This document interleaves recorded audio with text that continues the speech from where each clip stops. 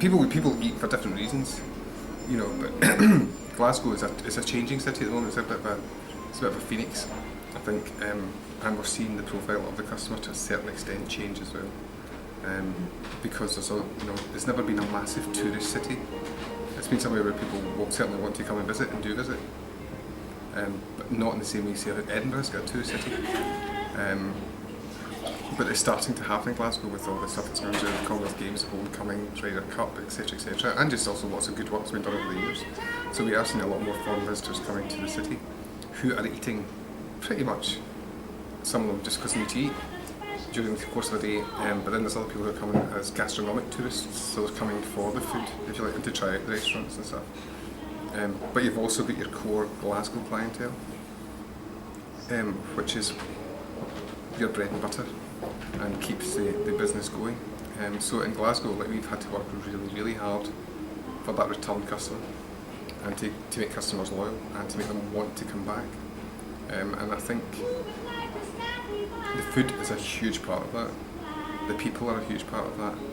But it's also kind of the experience that you have when you're in the restaurant itself. That's a big part of it. And if there can be some sort of, I think they call it the woo moment, customer woo moment. If you've got this kind of wow moment, if you like, if there's wow moments happening throughout the meal, then that's the bit that makes it really easy to make that decision to return a lot easier. And that becomes a bit of theatricality. I think that, from my point of view, you're looking at it as theatricality, to make it an unforgettable experience in a good way, not in a bad way. Yeah. But and I think in Lugano, when I started working there, and that's back in 1989. When you walked out the survey, there was a sign on the door which said, "Smile, you're going on stage."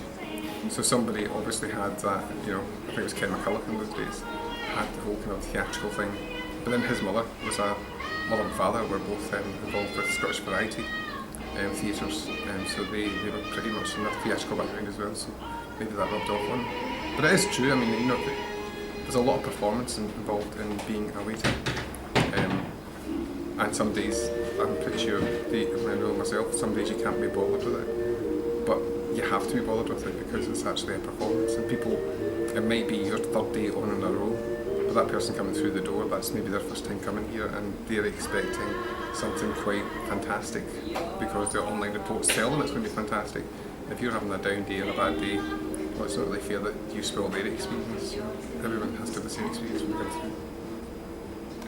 I remember reading an interview with Lady Gaga, and she was talking about how before she was famous she worked in a restaurant or a cafe in New York, and she said, I was a great waitress because I put on a performance for them every time I put on a show. If they were on a date, I would do the date show or whatever. Yeah, I think we had a girl here a number of years ago called Maxine, who now works in Australia actually, but she was pretty much, you could do a lot of comparisons actually, and she was overly theatrical, and the table, there was no table that girl served that didn't go out absolutely adoring her, and her tips were just absolutely fantastic, but she really did go out of her way to make sure that everything was fine, and that kind of drove, I think to a certain extent, everybody else up a wee bit.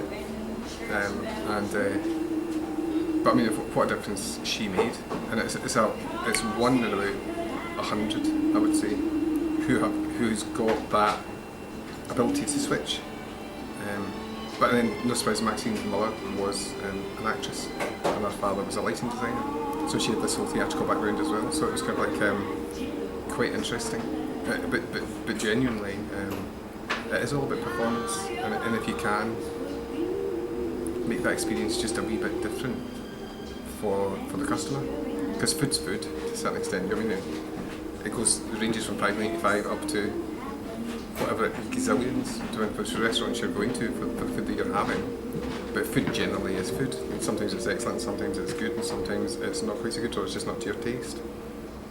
But what turns a food experience into a restaurant experience is the people who are serving the meals, and also the environment that the meal is served in. So that's why I think that theatricality is so important.